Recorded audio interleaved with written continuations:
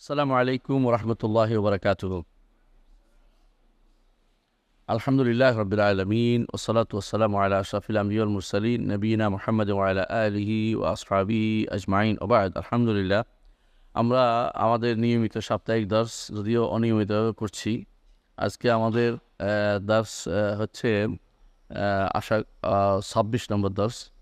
২৬ নম্বর দর্স। আর আমাদের গ্রন্থটি হচ্ছে আল মুনতাখাব মিন আহাদিসিল আদাব ওয়াল আখলাক, আদব আখলাক সংক্রান্ত নির্বাচিত হাদিস সমূহ।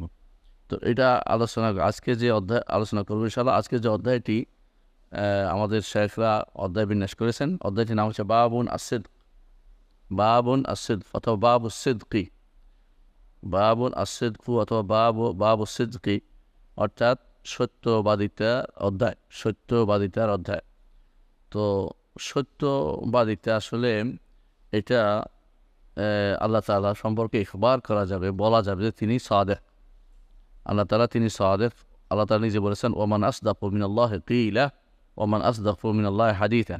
সুতরাং আল্লাহ তাআলা সম্পর্কে সাদেক বলা যাবে, তিনি সত্যবাদী, আল্লাহ তাআলা সত্যবাদী। কিন্তু এটা নাম নয়, সাদেক আল্লাহর নাম নয়, বা সিদ্দিক ও আল্লাহর নাম নয়। আল্লাহর নাম হচ্ছে তিনি সত্যবাদী। এটা বলা যাবে যে তিনি সত্যবাদী, নাম হিসেবে বলা যাবে না। গুণ সিদ্ক তার গুণ এবং বলা যাবে, আর তার ইখবার করা যাবে যে আল্লাহ তাআলা তিনি তিনি সত্যবাদী, এটা বলা যাবে, কিন্তু নাম হিসাবে না, নাম হিসাবে বলা যাবে না।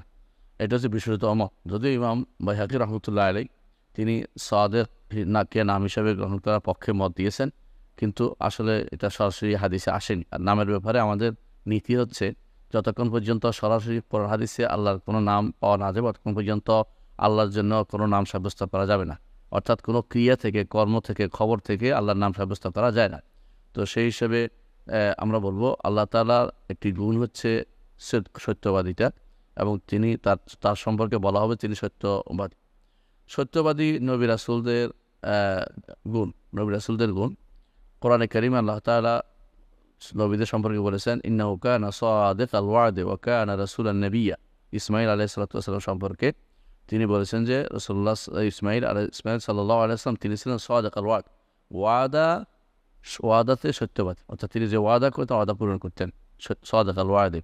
আর নবীরা সবাই সত্যবাদী ছিলেন। রাসূলুল্লাহ সাল্লাল্লাহু আলাইহি ওয়াসাল্লাম একটা হাদিসে আছে, তিনি বলেছেন যে তার সম্পর্কে লেখা আছে অন্যান্য কিতাবে যে সাদিকুল আমিন, তিনি আমানতদার এবং সত্যবাদী, তিনি সত্যবাদী। আর উম্মতের মধ্যে সবচেয়ে বড় যে তিনি হচ্ছেন আবু বকর রাদিয়াল্লাহু আনহু, তার গুণ হচ্ছে সিদ্দিক, তার গুণ হচ্ছে সিদ্দিক। আর নবীরা তো সত্যবাদী ছিলেন। আমরা দেখি ইউসুফ আলাইহিস সালামকে ওই যারা তার সাথে জেলে ছিল ওরা কি বলেছিল, আইয়ুহা সিদ্দিক আফতিনা ফি সাব'i বাকারাতিন সিমান। হে সিদ্দিক, মানে সত্যবাদী। বোঝা গেল যে ইনি সবসময় সত্য কথা বলতেন নবীরা। তো তার নবীদের পরে তাদের মর্যাদা সবচেয়ে বেশি, তারা হচ্ছে সিদ্দিকরা। আর সিদ্ক বা সত্যবাদীরা থেকে আসছে, এবং সিদ্দিকদের মর্যাদা সবচেয়ে বেশি। সিদ্দিকরা কোরআনে কারীমে আল্লাহ তাআলা নবীদেরকে সাদিক বলেছেন, সাথে সাথে একজনকে সিদ্দিকা বলেছেন, তিনি হচ্ছেন মারিয়াম আলাইহিস সালাতু ওয়াস সালাম। মারিয়াম আলাইহিস সালাতু ওয়াস সালামকে আল্লাহ তাআলা বলছেন ওয়া উম্মুহু সিদ্দিকা, তার মা তো সত্যবাদিনী। তার মাকে মারিয়াম কার মা? ঈসার মা। হ্যাঁ, মাল মাসিহু ইবনু মারিয়াম ইল্লা রাসূলুন কাদ খালাত মিন ক্বাবলি রাসূল ওয়া উম্মুহু সিদ্দিকা। মাসিহ তো একটা রাসূল মাত্র, তিনি আল্লাহও নন, আল্লাহর ছেলেও নন, যারা তারা বলে থাকে, দাবি করে থাকে নাসারারা, বরং তিনি হচ্ছেন একজন রাসূল। আগে তার মতো অনেক রাসূল চলে গেছে, তার মা একজন সিদ্দিকা। সিদ্দিকা কেন হয়েছে নামটি, এটা আমাদের জানা দরকার। সিদ্দিকা হয়েছে আল্লাহর কথাকে সত্যায়ন করেছেন, আল্লাহ তাআলা যেটা বলছেন মেনে নিয়েছেন। আল্লাহ তাআলা যা বলেছেন তার ব্যাপারে কোনো সন্দেহ তার ছিল না। আল্লাহ তাআলা বলছে যে তোমার ঘরে একটা সন্তান দিব, যেটা দুনিয়ার বুকে এই হবে, তার এই হবে বলেছে। তিনি সত্য বা সেটা নিয়েছেন, আল্লাহ তাআলা সত্য বলেছেন, সেই হিসাবে তিনি দুনিয়াতে জীবনযাপন করেছেন। তার বিরুদ্ধে যত অভিযোগ আসছে এটা তিনি কর্ণপাত করেননি। ইউসুফ ঠিক এই উম্মতের মধ্যে যিনি সবচেয়ে বড় সত্যবাদী, তিনি হচ্ছেন আবু বকর রাদিয়াল্লাহু আনহু। তাকে যখন বলা হলো যে আপনার সাথী বলছে যে তিনি এক রাত্রে আকাশ থেকে ঘুরে এসে তিনি বাইতুল মাকদিস গেছে, আবার আকাশ থেকে ঘুরে আসছে, আসমান ঘুরে এসে তিনি এই ঘটনা বলছেন। বলছে আমার সাথী বলছেন, বলে হ্যাঁ আমার সাথে বলছে, তিনি সত্য বলেছেন। কোনো রকমের দ্বিধা ব্যতীত যারা আল্লাহর বাণীকে, রাসূলের বাণীকে সত্যায়ন করে তারা হচ্ছে সিদ্দিক। এইটা খুব কম মানুষের মধ্যে পাওয়া যায়। কোরআনে কারীম আল্লাহ তাআলা যাদের পালা নেয়ামত দিয়েছেন তাদের 4টি ভাগ করেছেন, মিনান নাবিয়িন ওয়াস সিদ্দিকিন ওয়াশ শুহাদা ওয়াস সালিহিন। নবী, সিদ্দিক, শহীদ এবং সালেহ, এই 4টি ভাগ করেছেন। এর মধ্যে সিদ্দিকদের দ্বিতীয় পর্যায়ে রয়েছে। নবীরা প্রথম পর্যায়ে, তারা সিদ্দিক প্লাস, অর্থাৎ তারা সিদ্দিকও তারপর একটু বাড়তি।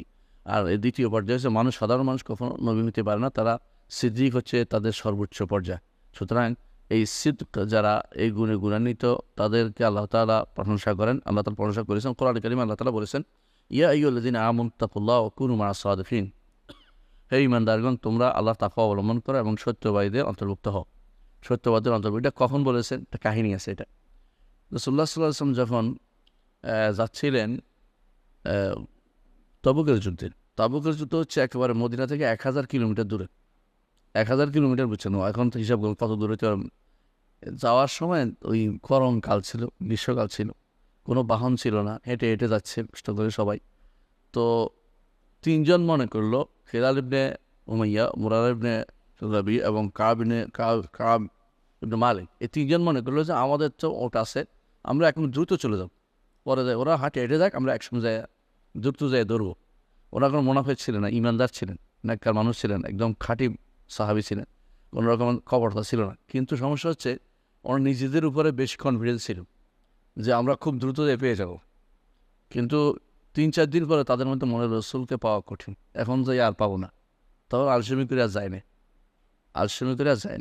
না যাওয়ার কারণে ফিরে আসেন রাসূলুল্লাহ সাল্লাল্লাহু আলাইহি ওয়াসাল্লাম। তাদের প্রতি আল্লাহর পক্ষ থেকে বিভিন্ন রকমের ওয়াইড ধমকি নাজিল হলো যে এটা ওই তোমরা কেন ছিল না। এরা 3জন বলছে, ইয়া রাসূলুল্লাহ, আমাদের কোনো ওজন নাই। অন্য মুনাফিকরা এসে বলে যে আমাদের এই সমস্যা বলে সবাই মিথ্যা কথা বলে পার হয়ে গেছে। কিন্তু এই 3জন বলে যে আমাদের কোনো ওজন ছিল না, আমাদের আসল ঘটনাই বলছে। রাসূলুল্লাহ সাল্লাল্লাহু আলাইহি ওয়াসাল্লাম তোমাদের ব্যাপারে আল্লাহর পক্ষ থেকে যতক্ষণ পর্যন্ত ফয়সালা না হবে ততক্ষণ পর্যন্ত তোমাদের আমি ছাড়ব না। তারপর তাদেরকে এমনকি বউ পর্যন্ত আলাদা করে দিলেন, এমনকি তাদের সাথে কেউ কথা বলতে নিষেধ করে দিলেন। তারা এত কষ্টে ছিল, আল্লাহ তাআলা কোরআনে কারীম উল্লেখ করেছেন, ও আখারুনা মুরজাউন ইলা আমরিল্লাহ, যে আল্লাহর নির্দেশের অপেক্ষায় তারা করছে। তারপরে আল্লাহর পক্ষ থেকে তাদের তওবার আয়াত নাযিল হয়, ওয়া আলা সালাসাতিল্লাযিনা ফুল্লিফু হাত্তা ইযা দাকাত আলাইহিম আরদু মারহুবাত, যে তারা পিছনে ছিল, তাদের এই 3জনের আল্লাহ তাআলা তাদের তওবা কবুল করেছেন, আল্লাহ তাআলা আয়াতের শেষে বলেছেন। তো বোঝা গেল যে 3জন সত্য কথা বলার কারণে তাদের জন্য সুসংবাদটি কোরআনে কারীমের স্বর্ণাক্ষরে লেখা হয়ে গেল, যে এখন কোরআনে কারীমে এই এদের পড়লে সওয়াব হয় আমাদের, অথচ এদের নাম বললেই মনে হয় এদের কার কথা, 3জনের কথা। এটা সত্যবাদী একটা বিরাট ফসল। তো আল্লাহ তাআলা কোরআনে কারীম বলেছেন এদের ব্যাপারে, ইয়া আইয়ুহাল্লাযীনা আমানু তাকুল্লাহ, হে ঈমানদারগণ, তাকওয়া অবলম্বন করো, অর্থাৎ আল্লাহর নির্দেশ মেনে চলো, নিষেধ পরিত্যাগ করো এবং সত্যবাদীদের সাথে থাকো, সবসময় সত্যবাদীদের সাথে থাকো। বর্তমানে যে সমস্ত বেশিরভাগ মানুষই মিথ্যা কথা বলে, বেশিরভাগই কিন্তু মনে করে এটা একটা ব্যবসার দিক থেকেও খুব ভালো, ব্যবসা করতে পারে, মিথ্যা কথা ব্যবসা করে। আর অধিকাংশই রাজনীতি করার ক্ষেত্রে ব্যবসা করে এই মিথ্যা কথা বলে রাজনীতি করে। বিশেষ করে রাসূলুল্লাহ সাল্লাল্লাহু আলাইহি ওয়াসাল্লাম বলেছেন, মালিকুন কাদ্দাব, আল্লাহ যাদেরকে অপছন্দ করেন, সবচেয়ে বেশি ঘৃণা করেন, তাদের মধ্যে একজন হচ্ছে এমন রাজা যে মিথ্যা কথা বলে, অর্থাৎ জনগণের সাথে মিথ্যা কথা বলে, যারা প্রজাদের সাথে। রাসূলুল্লাহ সাল্লাল্লাহু আলাইহি ওয়াসাল্লাম বলেছেন এদের মধ্যে সবচেয়ে বেশি ঘৃণাকারী হচ্ছে এটা, যে ব্যক্তি মালিক অথচ কাদ্দাব। তো বর্তমানে যারা রাজনীতির ফিল্ডে আছে বেশিরভাগ মিথ্যা কথাকে মনে করে এটা একটা কৌশল, অনেকে মনে করে এটা একটা বুদ্ধিমত্তা, অনেকে মনে করে তোমার মতো আবুল হলে চলে নাকি, কিছু কথা ঘুরে ফিরে বলতে হয়, নইলে কে চলে নাকি ইত্যাদি। কিন্তু এটা আল্লাহর নির্দেশ নয়, রাসূলের নির্দেশ নয়। এটা মিথ্যাবাদী কখনো সফল হতে পারে না। কোরআনে কারীমে আল্লাহ তাআলা প্রশংসা করেছেন যারা সত্যবাদী, বলছেন ওয়াস-সাদিকিন ওয়াস-সাদিকাত, যারা সত্যবাদী নারী পুরুষ তাদের জন্য আল্লাহ তাআলা বলছেন আ'আদ্দাল্লাহু লাহুম, তাদের জন্য আল্লাহ তাআলা ক্ষমা ও তাদের জন্য আল্লাহ তাআলা জান্নাতের ঘোষণা করেছেন, আজর আযীমা, বিশাল পুরস্কারের ঘোষণা করেছেন। বিশাল পুরস্কার কি জান্নাত। কোরআনে কারীম অন্যত আল্লাহ তাআলা বলেছেন, ফালাউ সাদাকুল্লাহ লাকানা খায়রান লাহুম, যদি তারা সত্য কথা বলতে তাদের জন্য কল্যাণকর হতো। সূরা মুহাম্মদ আল্লাহ তাআলা উল্লেখ করেছেন। অন্য আয়াতে আল্লাহ তাআলা বলছেন, হাদা ইয়াউমু ইয়ানফাউ সাদিকিনা সিদকুহুম, আজকে এমন একটি দিন যেদিন সত্যবাদীদের সত্য কাজে লাগবে। কোন দিন সেটা? হাশরের মাঠে সত্যবাদীদের সত্য কাজে লাগবে। সত্যবাদীদের সত্য কাজে লাগবে কেন? ওই দিনও কিন্তু ওই ইমানদারদের যারা মোনাফেক ছিল বা খারাপ লোক ছিল ওরা মিথ্যা কথা বলবে, বলতে আমরা তো অন্যায় করিনি, আমরা কোনো অন্যায় করিনি, করোনাই অন্যায়। তো তাদেরকে ওরা তখন মুখে মুখে মোহর মারি দিবে। তারপর বলবো তো আমাদের আপনাদের আমার নাম লিখছে আমি দেখিনি, তো বলবো মুখে মোহর না দিবে, হাতে কথা বলতে আরম্ভ করবে, তখন ধরা খেয়ে যাবে। কিন্তু ইমানদারদেরকে আল্লাহ জিজ্ঞাসা করবেন এটা করেছো, এটা করেছ? ইমানদাররাও বলবে যে আল্লাহ করেছি, মাফ করে দাও। তখন আল্লাহ মাফ করে দিবেন। বলুন যে আল্লাহ তাআলা তখন বলবেন যে দুনিয়ার বুকে তোমাকে গোপন রেখেছি, এখন তোমাকে গোপন করে পার করে দিলাম। এটা হচ্ছে ইমানদারের সুবিধা। সাদিকিনা সিদকুহুম, সত্যবাদীদের সেদিন সত্যবাদিতা কাজে লেগে যাবে। সুতরাং বোঝা গেল যে সেদিন কী হবে, কাজে লাগবে কী করে?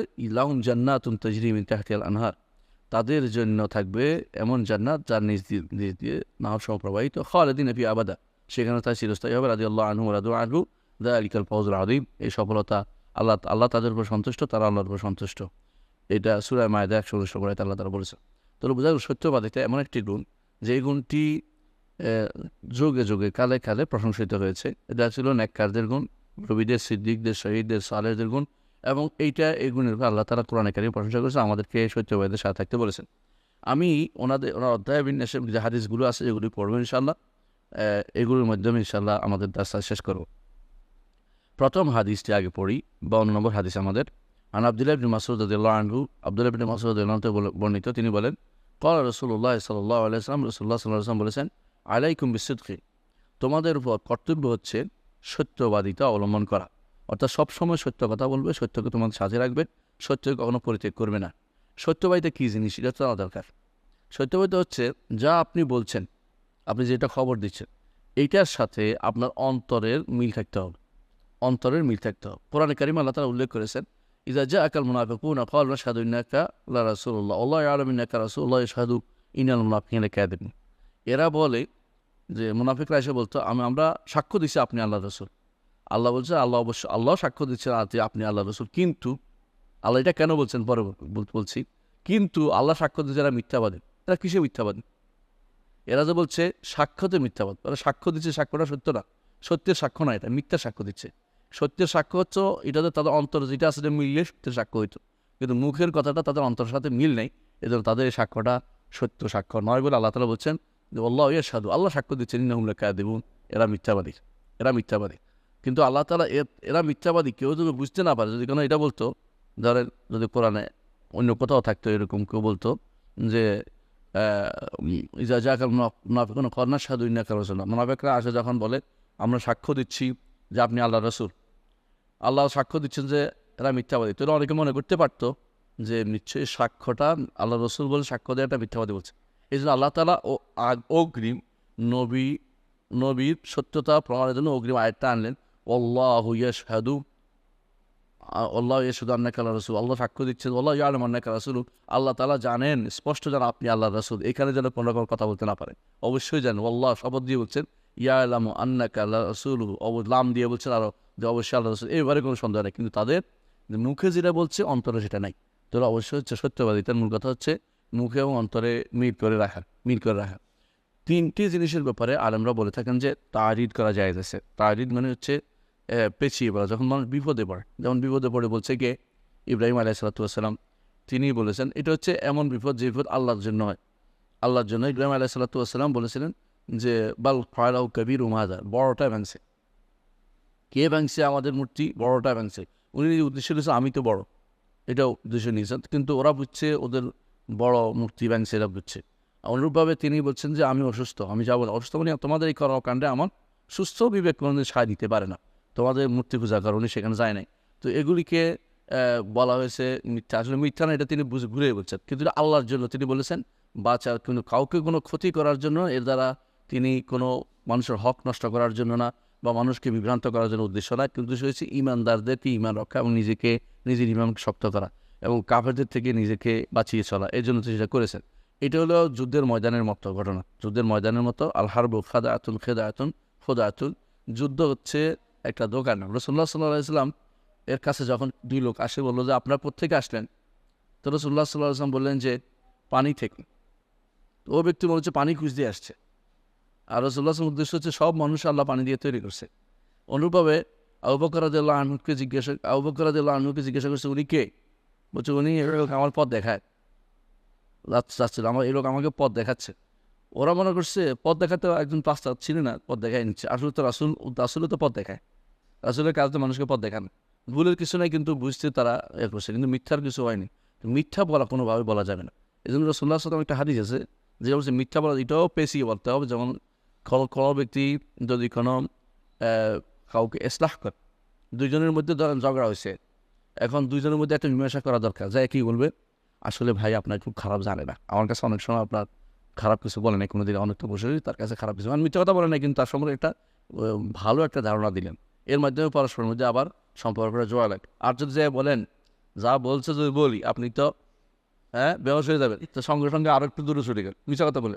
কিন্তু যদি কোনো আপনি একটা কথা বলে তার মধ্যে সম্পর্কটা জোড়া লাগাতে পারেন, রাসূলুল্লাহ সাল্লাল্লাহু আলাইহি ওয়াসাল্লাম এটা প্রশংসা করেছে, এটা প্রশংসা করেছে। ঠিক অনুরূপভাবে যদি কোনো যুদ্ধের ময়দানে হয়, অনুরূপভাবে যদি কোনো স্ত্রীর কাছে যদি আবার কাপড় আনছে 300 টাকা দিয়ে, যদি বলে 300 টাকা দিয়েছে এই কাপড় পরবো না, যদি বলে এটার দাম দেখো না কত টাকা লেখা আছে, আর বলবো না, তো মনে করো 3000 লেখা আছে, মনে করো 3000 আছে, কারণ অনেক সময় দাম বাংলা বাজারের তো দাম বেশি করে নেয়, এতগুলো লেখে। তা আমার তো আর এ তো আর বলে না যে কিনছি 300 3000 টাকা দিয়ে, বুঝলেন না, মিথ্যা কথা না হয়, এটা খেয়াল রাখতে হবে। কিন্তু কখনও মিথ্যা কথা বলা যাবে, সত্যতা অসত্যতা অবলম্বন করতে হবে, এটি হলো সবচেয়ে বড় গুণ। এই জন্য আবু রাসূলুল্লাহ সাল্লাল্লাহু আলাইহি ওয়াসাল্লাম বলেছে আলাইকুম বিসিদকি, সর্বদা সত্যতাকে অবলম্বন করে রাখতে হবে। ফাইন্না সিদকা ইয়াহদি ইলাল বির, সত্য কথা সবসময় ন্যাক কাজের দিকে মানুষকে নিয়ে যায়। ওয়াইনাল বিররা ইয়াহদি ইলাল জান্নাহ, আর ন্যাক কাজ মানুষকে জান্নাতে পথ দেখায়।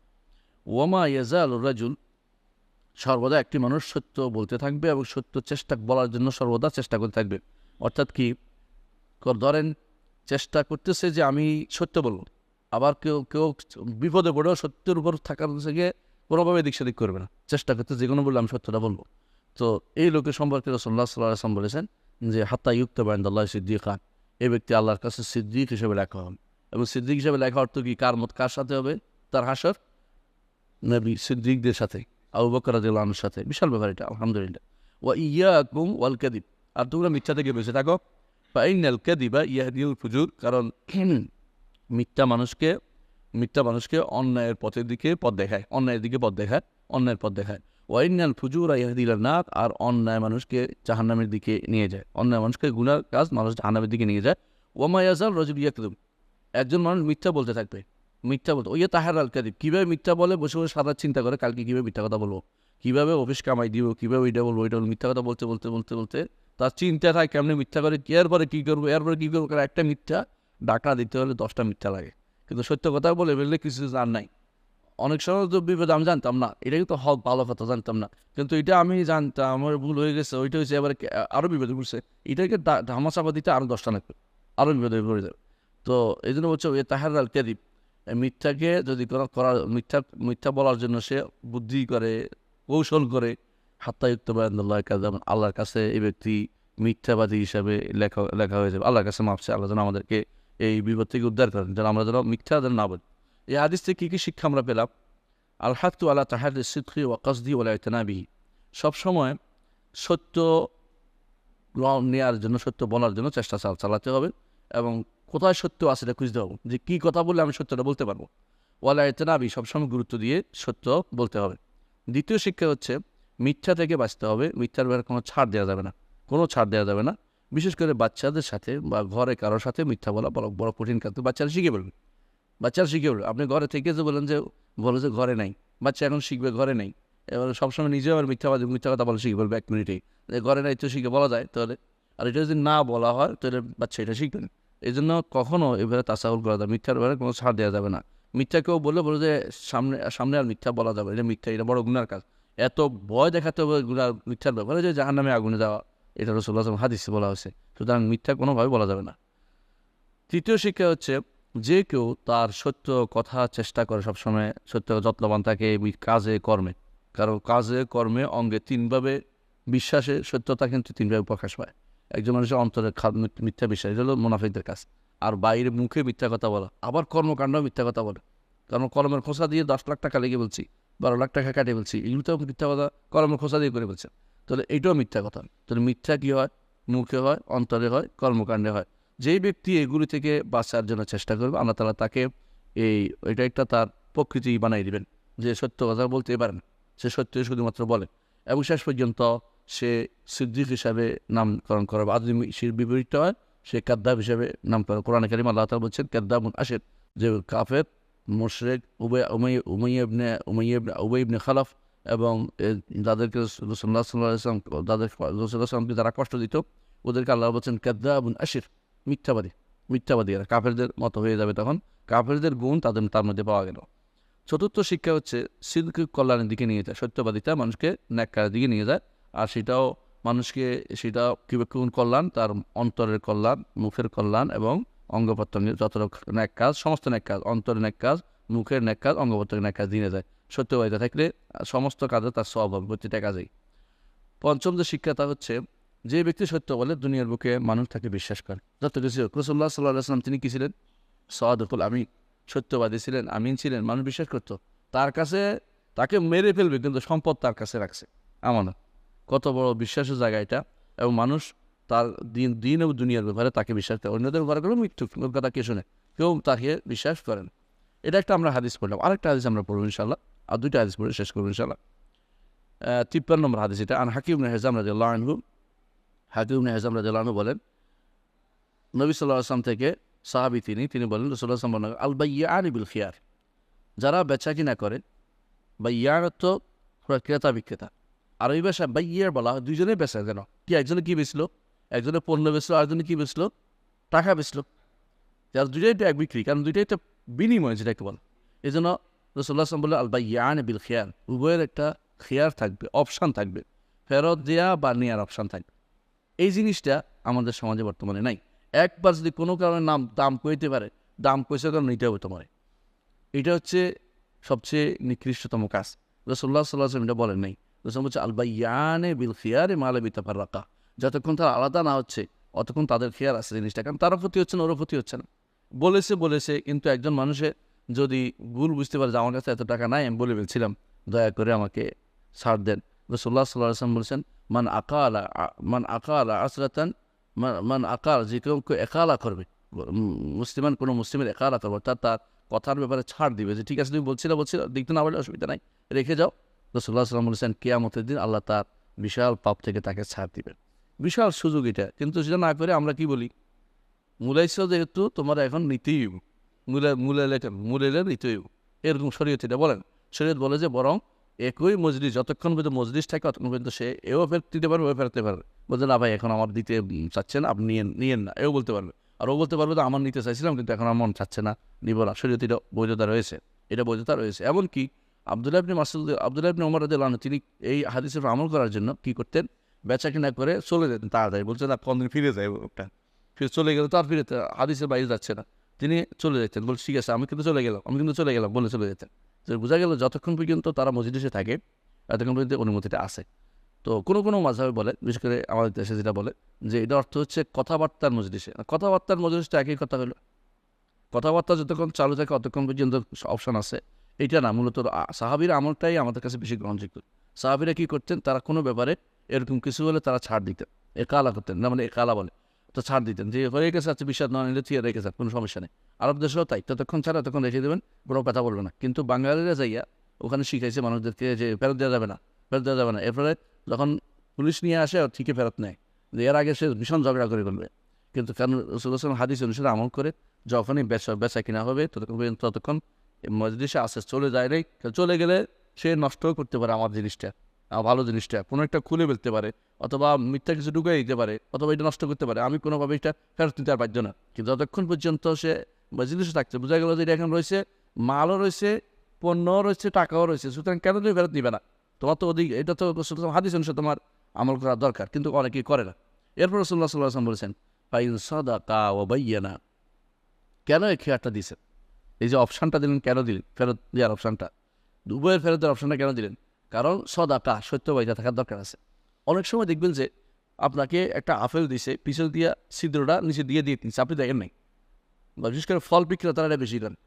ফল বিক্রেতারা দেখবেন যে দিচ্ছে এমনটা দিয়ে দিচ্ছে আপনাকে, ও তো একটা মশলা দিয়ে দিছে, আপনারটা কটা দিছে, ওরটা একটা দিয়ে দিছে।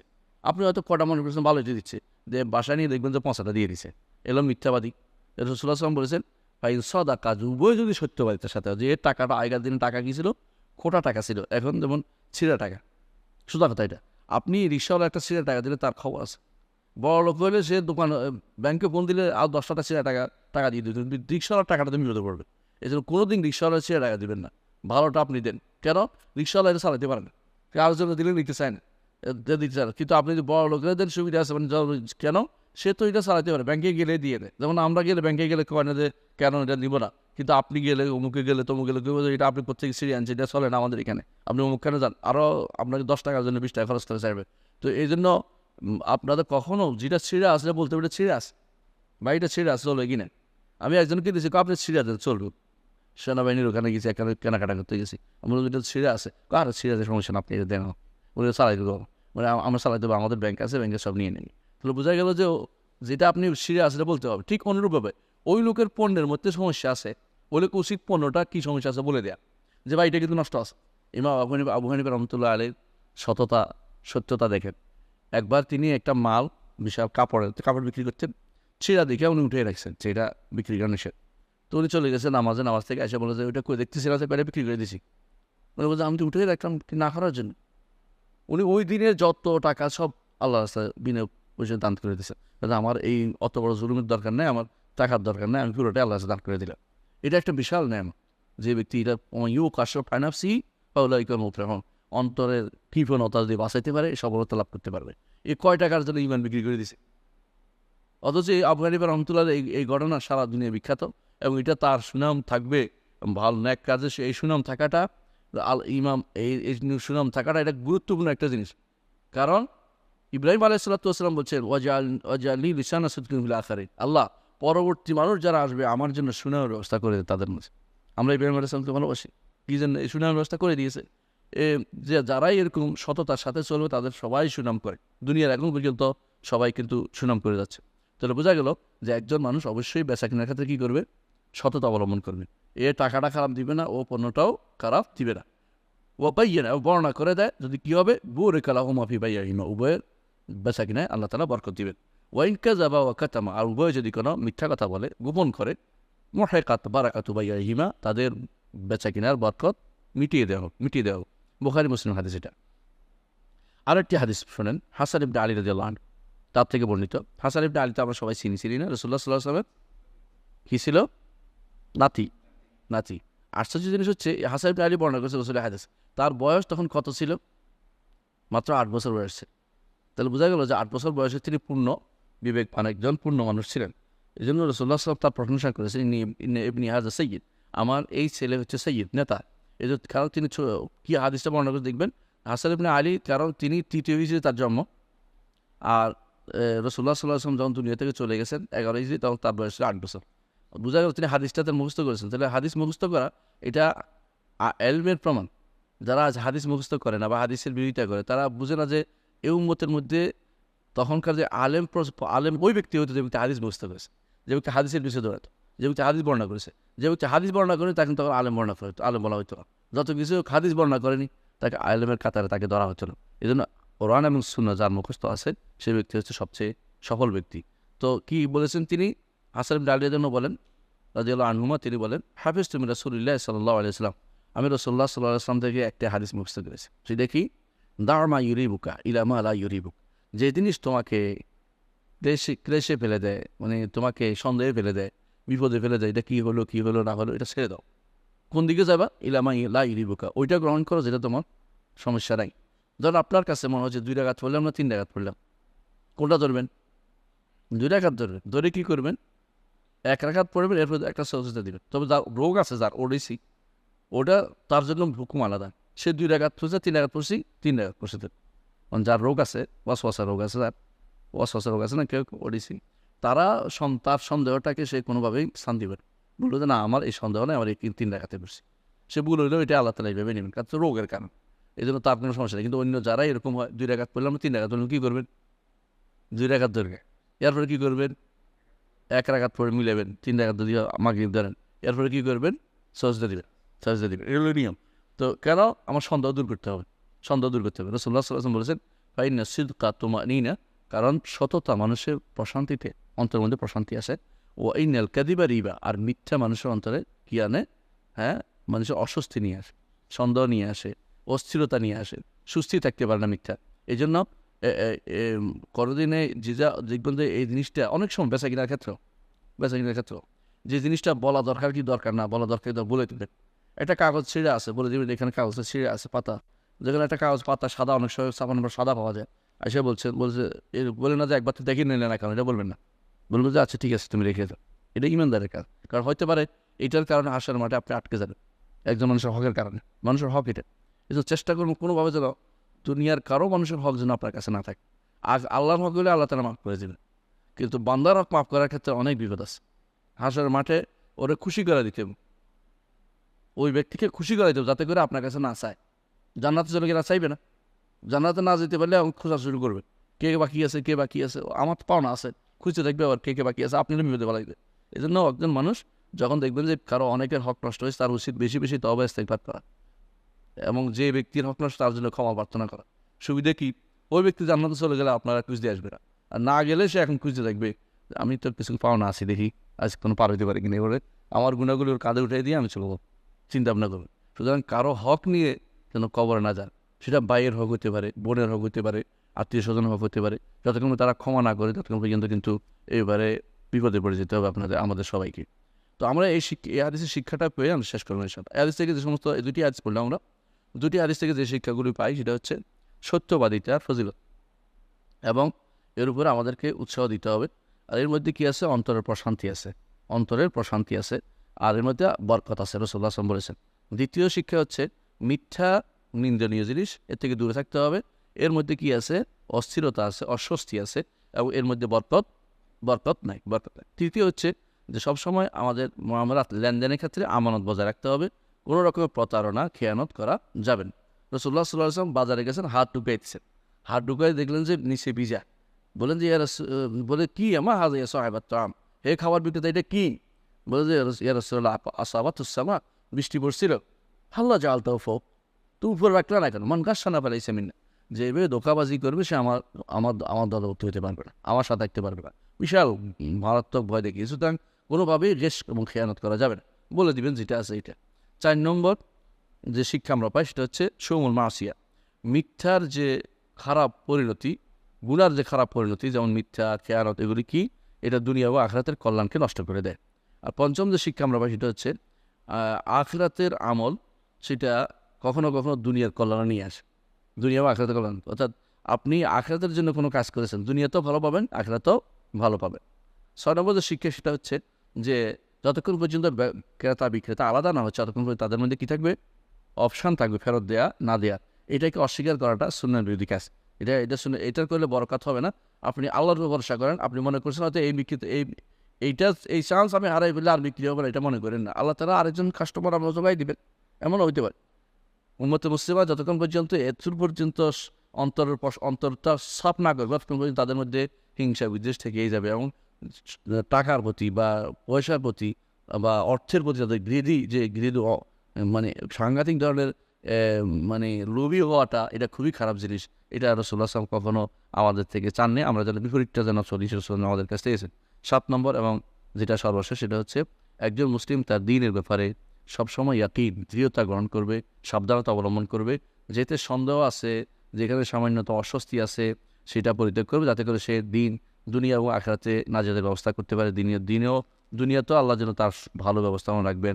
আসলে আমাদেরকে সততা অবলম্বন করার বিষয়টি রাসূলুল্লাহ সাল্লাল্লাহু আলাইহি ওয়াসাল্লাম আদর্শ ছিল, এটাকে আমরা জানি। এজন্য আমাদের অনুসরণযোগ্য যেটা হচ্ছে, আল্লাহ তাআলা কোরআনে কারীম কি বলেছেন, যে আমরা যেন রাসূলুল্লাহ সাল্লাল্লাহু আলাইহি ওয়াসাল্লামকে আদর্শ হিসেবে নেই। রাসূলুল্লাহ সাল্লাল্লাহু আলাইহি ওয়াসাল্লাম তিনি নবুয়তের আগেও সত্যবাদী ছিলেন। আমরা জানি যখন খাদিজা রাদিয়াল্লাহু আনহা রাসূলুল্লাহ সাল্লাল্লাহু আলাইহি ওয়াসাল্লাম খাদিজা রাদিয়াল্লাহু আনহার কাছে আসলেন, কি নিয়ে? ভয়ে আসলেন। যখন তার নবুয়ত প্রথম আসলো, তখন একটা কথা বলছে, ইন্নাকা আল্লাহ লা ইউখজিকাল্লাহু আবাদা, আল্লাহ আপনাকে কখনো অপমানিত করবেন না। ইন্নাকা লা তাসদুকুল হাদিস, এর মধ্যে একটা হচ্ছে আপনি সত্য কথা বলেন।